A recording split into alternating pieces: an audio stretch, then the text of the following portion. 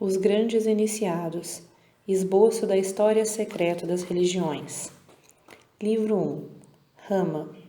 O Ciclo Ariano. Zoroastro perguntou a Ormuz, o grande criador: qual o primeiro homem a quem falastes? Ormuz respondeu: ao belo Ima, aquele que estava à frente dos corajosos. Eu lhe disse para velar sobre os mundos que me pertencem e lhe dei um gládio de ouro, uma espada para a vitória. E Ima avançou no caminho do sol e reuniu os homens corajosos no célebre Airyama Vaerja, criado puro. Zendiavesta, Vendidade Sadé, segundo Fargad. Ó Agni, fogo sagrado, fogo purificador, tu que dormes na lenha e sobes em chamas brilhantes sobre o altar. Tu és o coração do sacrifício, o vôo ousado na prece, a centelha divina oculta em todas as coisas e a alma gloriosa do sol. Hino védico. Rama, o ciclo ariano. 1. As raças humanas e as origens da religião. O céu é meu pai, ele me gerou. Tenho por família toda esta corte celeste. Minha mãe é a grande terra. A parte mais alta de sua superfície é a sua matriz. Lá, o pai fecunda o seio daquela que é a sua esposa e sua filha. Eis o que cantava o poeta védico, há 4 ou 5 mil anos, diante de um altar feito de terra, onde ardia um fogo de ervas secas. Um vaticínio profundo, uma consciência grandiosa transpira nestas palavras estranhas. Elas encerram o segredo da dupla origem da humanidade, anterior e superior à terra. É o tipo divino do homem. Celeste é a origem de sua alma.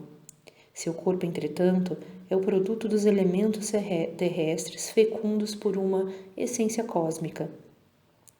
Na linguagem dos mistérios, os amplexos de Urano e da Grande Mãe significam chuvas de almas ou de mônadas espirituais que vêm fecundar os germes terrestres. Os princípios organizadores sem os quais a matéria não passaria de massa inerte e difusa. A parte mais alta da superfície terrestre, que o poeta védico chama de matriz da Terra, designa os continentes e as montanhas, berços das raças humanas. Quanto ao céu, Varuna, o Urano dos gregos, ele representa a origem invisível, hiperfísica, eterna e intelectual, e abrange todo o infinito do espaço e do tempo. Neste capítulo, apenas consideraremos as origens terrestres da humanidade, segundo as tradições esotéricas confirmadas pela ciência antropológica e etnológica de nossos dias. As 4 raças que atualmente partilham o globo são filhas de terras e de zonas diversas, criações sucessivas, lentas elaborações da terra em movimento se deram, e os continentes emergiram dos mares. Em intervalos de tempos consideráveis, que os antigos sacerdotes da Índia denominavam ciclos interdiluvianos, através de milhares de anos, cada continente produziu sua flora e sua fauna, coroada por uma raça humana de cor diferente. O continente austral, submergido no último grande dilúvio, foi o berço da primitiva raça vermelha, da qual os índios da América são apenas os resquícios provindos de trogloditas que atingiram o cimo das montanhas, quando seu continente se desmoronou. A África é a mãe da raça negra, chamada etíope pelos gregos. A Ásia trouxe à luz a raça amarela, que se mantém nos chineses. A última a seguir, a raça branca, saiu das florestas da Europa, entre as tempestades do Atlântico e os sorrisos do Mediterrâneo.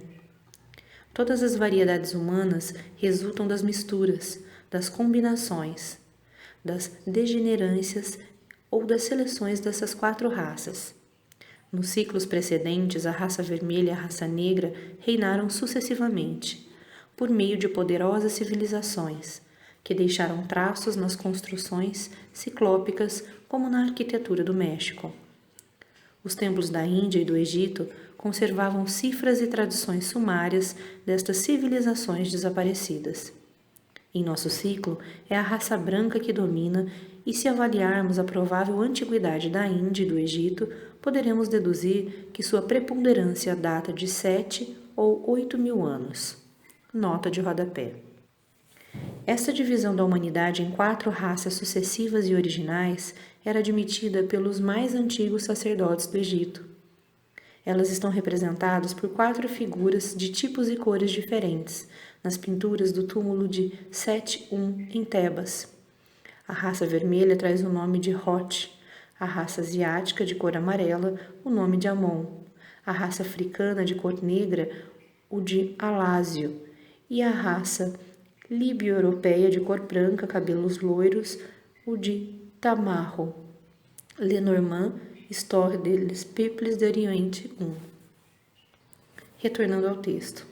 Segundo as tradições brâmanes, a civilização teria começado na Terra com a raça vermelha, no continente austral, há 50 mil anos, quando toda a Europa e uma parte da Ásia ainda estavam submersas. Estas mitologias falam também de uma raça anterior de gigantes. Em algumas cavernas do Tibete foram encontrados ossos humanos gigantescos, cuja formação se assemelha muito mais ao macaco do que ao homem. Eles se relacionam a uma humanidade primitiva, intermediária, ainda vizinha da animalidade, que não possuía linguagem articulada, nem organização social, nem religião, pois essas 3 coisas brotam sempre ao mesmo tempo. Eis aí o sentido desta notável tríade bárdica, que diz: 3 coisas são primitivamente contemporâneas: Deus, a luz e a liberdade. Com o primeiro balbúcio da palavra nasce a sociedade e a vaga suspeita de uma ordem divina. É o sopro de Jeová na boca de Adão, o verbo de Hermes, a lei do primeiro Manu, o fogo de Prometeu. Um Deus estremece no fauno humano. A raça vermelha, como dissemos, ocupava o continente austral, hoje submerso, chamado Atlântida por Platão, segundo as tradições egípcias. Um grande cataclismo destruiu em parte e dispersou seus destroços. Várias raças polinésias, assim como as indígenas da América do Norte, os astecas, que Pizarro encontrou no México, são sobreviventes dessa raça vermelha, cuja civilização, para sempre perdida, teve seus dias de glória e de esplendor material. Todos esses pobres retardatários carregam na alma a melancolia incurável das velhas raças que definham sem esperança. Depois da raça vermelha, foi a raça negra que dominou o globo. É preciso procurar o tipo superior, não no negro degenerado, mas do Abissínio e no Núbio, nos quais se conserva o molde desta raça que um dia atingiu o apogeu. Em tempos pré-históricos, os negros conquistaram o sul da Europa, tendo sido depois rechaçados pelos brancos. Sua lembrança foi completamente apagada de nossas tradições populares. Entretanto, ali deixaram 2 marcas indeléveis: o horror ao dragão, o emblema de seus reis e a ideia de que o diabo é negro. Os negros devolveram o insulto à raça rival, fazendo branco seu próprio diabo. No tempo de sua soberania, os negros tiveram centros religiosos no Alto Egito e na Índia. Suas cidades ciclópicas guarneciam as montanhas da África, do Cáucaso e da Ásia Central. Sua organização social consistia em uma teocracia absoluta. No ápice, sacerdotes temidos como deuses, e embaixo, tribos inquietas, sem família reconhecida, as mulheres escravas. Esses sacerdotes tinham conhecimentos profundos, o princípio da unidade divina do universo e o culto dos astros que, sob o nome de sabeísmo, se infiltrou entre os povos brancos. Nota de rodapé.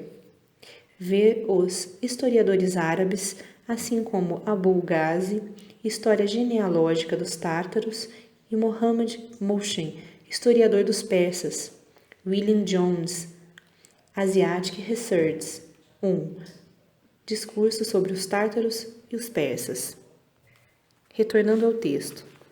Mas entre a ciência dos sacerdotes negros e o fetichismo grosseiro das massas, não havia absolutamente intermediário, nem arte idealista, nem mitologia sugestiva. De resto, uma indústria já adiantada, sobretudo a arte de manejar massas de pedras colossais por meio da balística e de fundir metais nas imensas fornalhas, nas quais trabalhavam os prisioneiros de guerra. Nessa raça poderosa pela resistência física, pela energia passional e pela capacidade de dedicação. A religião foi, entretanto, o reinado da força pelo terror. A natureza e Deus quase não se mostram à consciência desses povos infantis, a não ser sob a forma do dragão, o terrível animal antediluviano que os reis mandavam pintar em suas bandeiras e que os sacerdotes esculpiam no alto da porta de seus templos. Se o sol da África fomentou a raça negra, dir-se-ia que os gelos do Polo Ártico viram a eclosão da raça branca. São os hiperbóreos, de que fala a mitologia grega. Estes homens de cabelos ruivos, olhos azuis, vieram do norte através das florestas iluminadas por clarões boreais, acompanhados por cães e renas, comandados por chefes intrépidos e conduzidos por mulheres videntes. Cabeleiras de ouro e olhos azuis, cores predestinadas. Esta raça iria inventar o culto do sol e do fogo sagrado e trazer ao mundo a nostalgia do céu. Ora se revoltaria contra ele até querer assaltá-lo, ora se prosternaria diante de seus esplendores em uma adoração absoluta. Como as outras raças, a raça branca também teve que se livrar do estado selvagem, para depois tomar consciência de si mesma. Suas características distintivas são o gosto pela liberdade individual, a sensibilidade meditada que gera o poder da simpatia e a predominância do intelecto, que atribui à imaginação uma aparência idealista e simbólica. A sensibilidade anímica motivou a dedicação, a preferência do homem por uma única mulher. Daí a tendência dessa raça à monogamia, o princípio conjugal e a família. A necessidade de liberdade somada à sociabilidade originou o clã com seu princípio eletivo. A imaginação ideal criou o culto dos ancestrais, que constitui a raiz e o centro da religião dos povos brancos. O princípio social e político se manifesta no dia em que alguns homens semi-selvagens, perseguidos por um populacho inimigo, se reúnem instintivamente e escolhem o mais forte e o mais inteligente dentre eles, para os defender e comandar. Nesse dia nasceu a sociedade. O chefe é um rei em potencial. Seus companheiros, os futuros nobres, os velhos que deliberavam, mas eram incapazes de marchar, formam já uma espécie de senado ou assembleia dos anciões. E como nasceu a religião? Dizem que foi do temor do homem primitivo diante da natureza. Mas o temor nada tem de comum com o respeito e o amor. Ele não liga o fato à ideia, o visível ao invisível, o homem a Deus.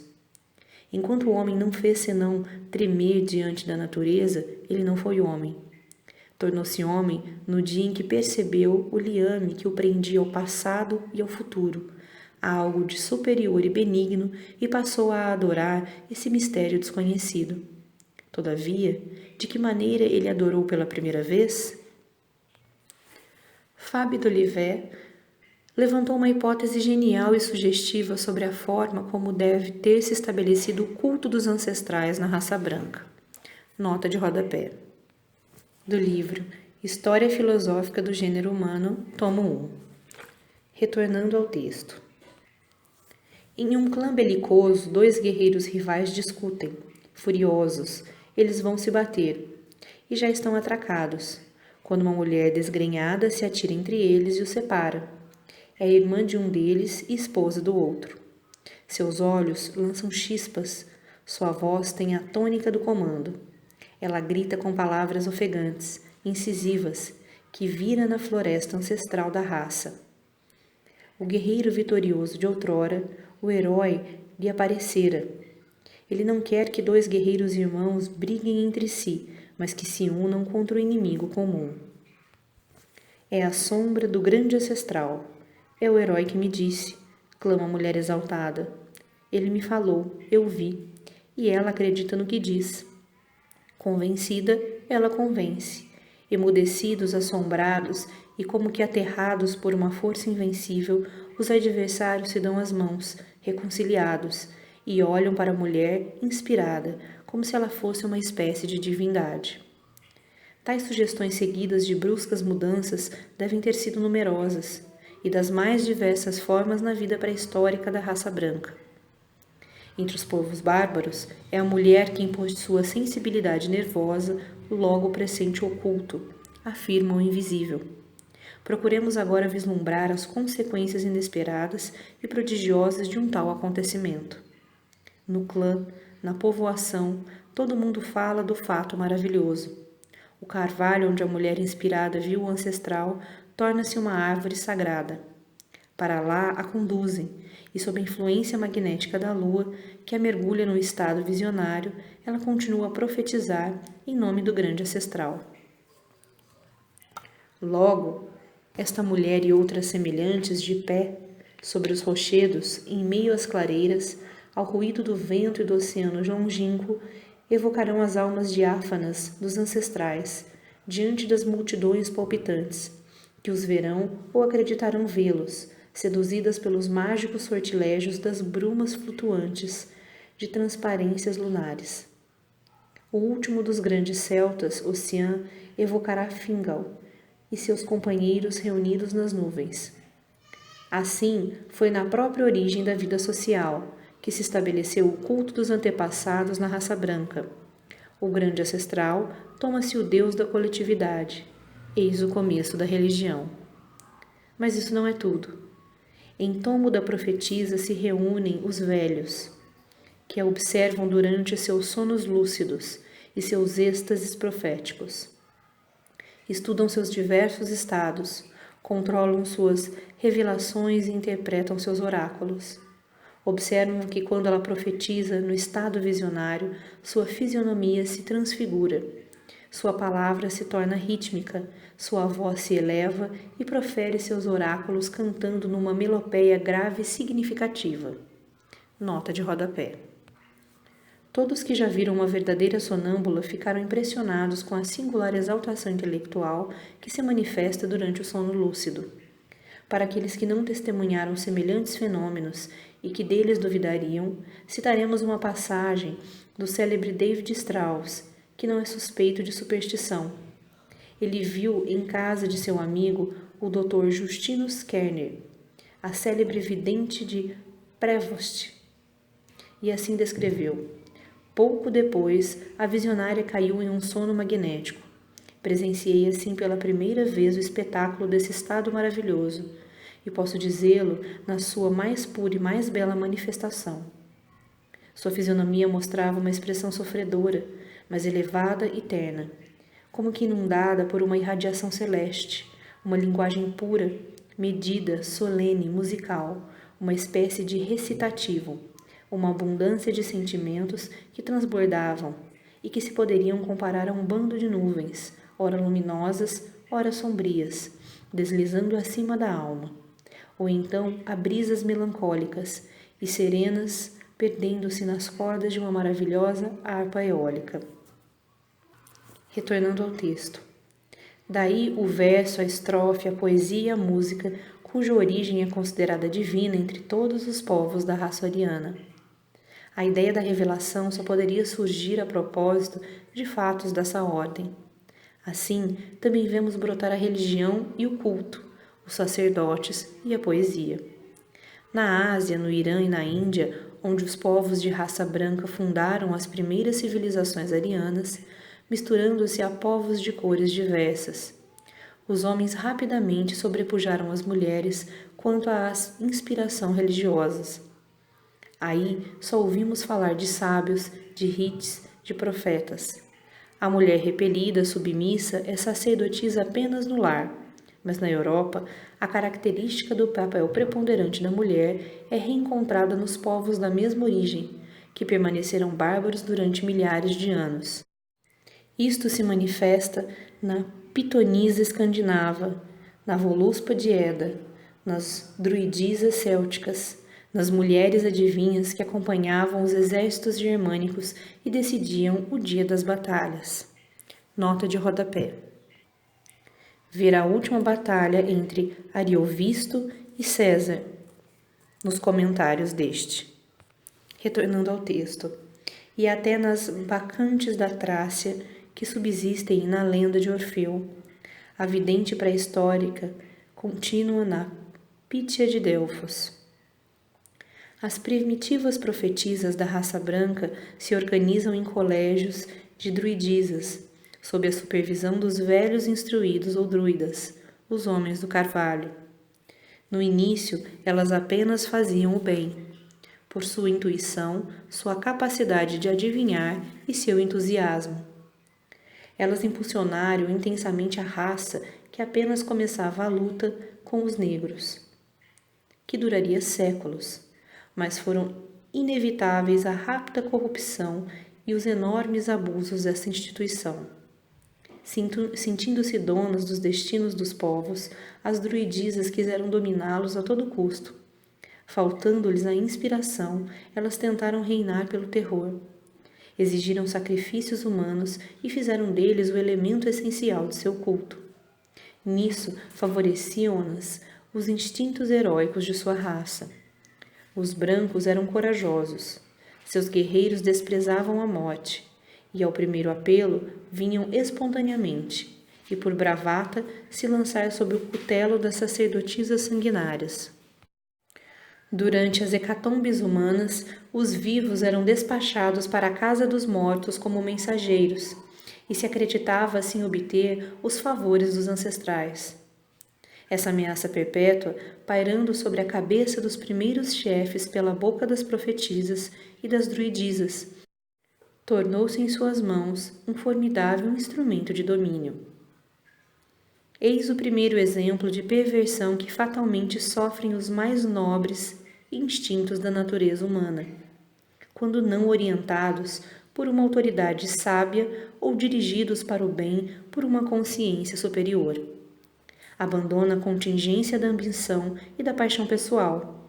A inspiração degenera em superstição, a coragem em ferocidade, a ideia sublime do sacrifício em instrumento de tirania, em exploração pérfida e cruel. Entretanto, a raça branca estava apenas no início de sua violência e loucura. Apaixonada na esfera anímica, ela deveria atravessar muitas outras crises e mais sangrentas. Acabava de ser sacudida pelos ataques da raça negra que começava a invadir o sul da Europa. Luta desigual no início. Os brancos, ainda semi-selvagens, saindo de suas florestas e habitações lacustres, não tinham outros recursos a não ser suas lanças e flechas com pontas de pedra. Os negros possuíam armas de ferro, armaduras de bronze. Todos os recursos próprios de uma civilização industriosa em cidades ciclópicas. Esmagados no primeiro embate, os brancos, levados para o cativeiro, se tornaram escravos dos negros, que os obrigaram a trabalhar na pedra e a transportar minério para seus fornos. No entanto, prisioneiros evadidos levaram para suas pátrias os costumes, as artes e os fragmentos de ciência de seus vencedores. Aprenderam dos negros duas coisas capitais: a fundição dos metais e a escritura sagrada, isto é, a arte de fixar certas ideias por meio de sinais misteriosos e hieróglifos em peles de animais, na pedra ou na casca de árvore. Daí provém as runas dos celtas. O metal fundido e forjado foi o instrumento da guerra. A escritura sagrada foi a origem da ciência e da tradição religiosa. A luta entre a raça branca e a negra oscilou durante longos séculos, dos Pirineus ao Cáucaso e do Cáucaso ao Himalaia. A salvação dos brancos foram suas florestas, onde como feras eles podiam se esconder, para assaltar no momento propício. Ousados, aguerridos, a cada século mais bem armados, eles enfim se vingaram, arrasando as cidades dos negros, expulsando-os das costas da Europa e invadindo por sua vez o norte da África e o centro da Ásia, ocupada pelos povos melaninos. O cruzamento das duas raças se operou de duas maneiras diferentes, seja pela colonização pacífica, seja pela conquista belicosa. Fabre d'Olivet, o maravilhoso vidente do passado pré-histórico da humanidade, parte dessa ideia para emitir uma opinião luminosa sobre a origem dos povos, chamados semitas, e dos povos arianos. Nas regiões onde os colonos brancos se submeteram aos povos negros, aceitando seu domínio e recebendo de seus sacerdotes a iniciação religiosa. Originaram-se os povos semitas, tais como os egípcios, antes de Mênis, os árabes, os fenícios, os caldeus e os judeus. As civilizações arianas, ao contrário, se teriam originado nas regiões onde os brancos dominaram os negros por meio da guerra ou da conquista, ou seja, os iranianos, os gregos, os hindus e os etruscos. Quando falamos em povos arianos, incluímos também todos os brancos que permaneceram no estado bárbaro e nômade na antiguidade, tais como os citas, os getos, os sármatos, os celtas e mais tarde os germanos. Dessa maneira, se explicaria a diversidade fundamental das religiões e também da escrita existente nas duas grandes categorias de nações. Entre os semitas, onde a intelectualidade da raça negra dominou primitivamente, nota-se acima da idolatria popular, uma tendência ao monoteísmo, o princípio da unidade de Deus oculto, absoluto e sem forma, que foi um dos dogmas essenciais dos sacerdotes da raça negra e de sua iniciação secreta.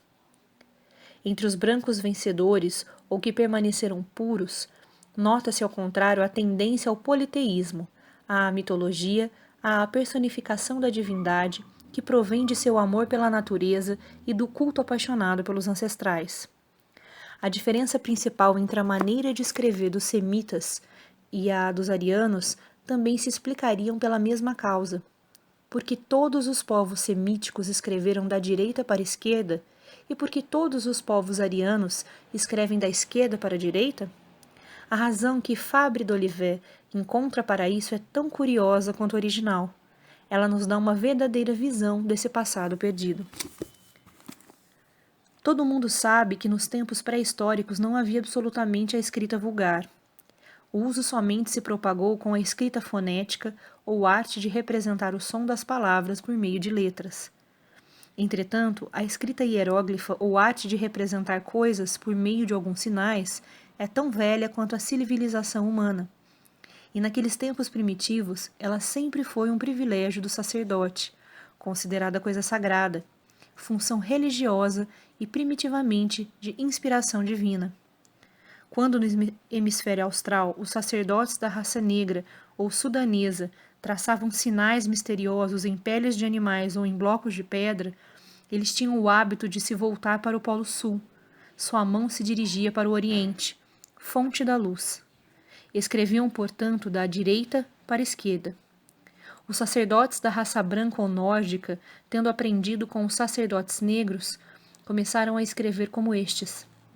Todavia, quando o sentimento de sua origem foi se desenvolvendo, com a consciência nacional e o orgulho da raça, inventaram seus próprios sinais, e em lugar de se voltarem para o sul, o país dos negros, puseram-se de frente para o norte, pátria dos ancestrais, continuando, porém, a escrever em direção do oriente. Seus caracteres, então, iam da esquerda para a direita, daí o sentido das runas célticas, do zen, do sânscrito, do grego, do latim e de todas as escritas das raças arianas. Elas se dirigem para o sol, fonte da vida terrestre, mas olham o norte, pátria dos ancestrais e fonte misteriosa das auroras celestes. A corrente semítica e ariana, eis os dois rios por onde vieram todas as nossas ideias, mitologias e religiões, artes, ciências e filosofias. Cada uma dessas correntes traz consigo uma concepção oposta da vida, cuja reconciliação e equilíbrio seriam a própria verdade. A corrente semítica contém os princípios absolutos e superiores. a ideia da unidade e da universalidade em nome de um princípio supremo que, na aplicação, conduz à unificação da família humana. A corrente ariana encerra a ideia da evolução ascendente em todos os reinos terrestres e supraterrestres, e na aplicação conduz à diversidade infinita dos desenvolvimentos, em nome da riqueza da natureza e das múltiplas aspirações da alma. O gênio semítico desce de Deus para os homens. O gênio ariano sobe do homem para Deus. Um é representado pelo arcanjo justiceiro, que desce sobre a terra armado do gládio e do raio. O outro por Prometeu, que impunha o fogo roubado do céu e percorre o Olimpo com o olhar. Esses dois gênios nós os trazemos dentro de nós mesmos. Pensamos e agimos alternadamente sob o império de um e de outro. Todavia, eles estão ligados em nossa intelectualidade, e não fundidos. Contradizem-se e se combatem em nossos mais íntimos sentimentos e pensamentos sutis, como na vida social e em nossas instituições. Ocultos sob múltiplas formas que se poderiam resumir sob os nomes genéricos de espiritualismo e naturalismo, dominam nossas discussões e nossas lutas. Inconciliáveis e invencíveis os dois, quem os unirá? Entretanto, o progresso e a salvação da humanidade dependem de sua conciliação e de sua síntese. Eis porque neste livro procuramos voltar à fonte das duas correntes, ao nascimento dos dois gênios, para além das revoluções históricas, guerras dos cultos e contradições dos textos sagrados. Entraremos na própria consciência dos fundadores e dos profetas, que deram às religiões seu movimento inicial. Eles tiveram a intuição profunda e a inspiração que vem de cima, a luz viva que produz a ação fecunda. Sim, neles pré-existia a síntese, o raio divino, empalideceu e turvou-se em seus sucessores, mas reaparece e brilha, cada vez que em qualquer época da história um profeta, um herói ou um vidente se volta para sua origem, pois somente do ponto de partida se percebe o fim, do sol resplandecente, o curso dos planetas. Tal é a revelação da história, contínua, graduada, multiforme como a natureza, mas idêntica em sua origem, una como a verdade, imutável como Deus. Remontando à corrente semítica, por meio de Moisés, chegamos ao Egito, cujos templos possuíam, segundo Maniton, uma tradição de 30.000 anos. E pela corrente ariana atingimos a Índia, onde se desenvolveu a primeira grande civilização que resultou de uma conquista da raça branca. A Índia e o Egito foram as duas grandes matrizes das religiões, possuíram o segredo da grande iniciação. Entraremos em seus santuários. Suas tradições, contudo, nos levam ainda muito mais além, a uma época anterior, na qual os dois gênios opostos sobre os quais falamos nos aparecem unidos numa inocência primária e numa maravilhosa harmonia. É a época ariana primitiva, que hoje, graças aos admiráveis trabalhos da ciência moderna, a filologia, a mitologia e a etnologia comparada, nos é permitido entrever. Ela se mostra através dos hinos védicos, que nada mais são que seu reflexo, com uma simplicidade patriarcal e uma grandiosa pureza de linhas. Idade viril e grave, que não se assemelha a nada menos do que a idade de ouro idealizada pelos poetas. Aí, a dor e a luta absolutamente não estão ausentes. Entretanto, existe nos homens uma confiança, uma força, uma serenidade que a humanidade não reencontrou depois. Na Índia, o pensamento se aprofundará, os sentimentos se refinarão. Na Grécia, as paixões e as ideias se cercarão do prestígio da arte e da roupagem mágica da beleza. Mas nenhuma poesia supera alguns dos hinos védicos em elevação moral, em altitude e amplidão intelectual. Neles existe o sentimento do divino na natureza, do invisível que a envolve e da grande unidade que penetra o todo.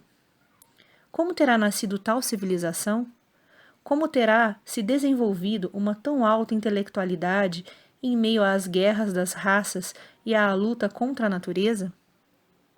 Aqui se interrompem as investigações e as conjecturas da ciência contemporânea. Entretanto, as tradições religiosas dos povos, interpretadas em seu sentido esotérico, vão mais longe e nos permitem adivinhar que a primeira concentração do núcleo ariano no Irã se fez por uma espécie de seleção operada no próprio seio da raça branca, sob a direção de um conquistador legislador, que deu a seu povo uma religião e uma lei conformes ao gênio da raça branca. Com efeito, o livro sagrado dos persas, o Zen-de-Avesta, fala do antigo legislador, sob o nome de Ima e Zoroastro, fundando uma nova religião. Se refere a esse predecessor como o primeiro homem ao qual se dirigiu Hormuz, o Deus vivo, assim como Jesus Cristo se refere a Moisés. O poeta persa Firdousi denomina este mesmo legislador de Jen, o conquistador dos negros. Na epopeia hindu, no Ramayana, ele aparece sob o nome de Rama, vestido como rei indiano, cercado dos esplendores de uma civilização avançada. Mas aí ele conserva suas duas características distintas: conquistador, renovador e iniciado. Nas tradições egípcias, a época de Rama é designada pelo reinado de Osíris, o Senhor da Luz, que precede o reinado de Ísis, a Rainha dos Mistérios. Enfim, na Grécia, o antigo herói semideus era honrado sob o nome de Dionísio, que vem do sânscrito Deva Nahusha, o divino renovador. Orfeu assim também denominou a inteligência divina e o poeta Nonnos cantou a conquista da Índia por Dionísio, conforme as tradições de Eleusis. Como os raios de uma mesma circunferência, todas essas tradições indicam um centro comum. A ele podemos chegar se acompanharmos a direção designada pelos raios. Então, além da Índia dos Vedas, além do Irã de Zoroastro, na aurora crepuscular da raça branca, vê-se surgir das florestas da antiga Sítia o primeiro criador da religião ariana, cingido com sua dupla tiara, de conquistador e de iniciado, empunhando o fogo místico, o fogo sagrado que iluminará todas as raças. Cabe a Fabre d'Olivet a honra de reencontrar esse personagem. Foi aberta assim a vereda luminosa que até ele nos conduz, e, seguindo-a, procurarei por minha vez evocá-lo.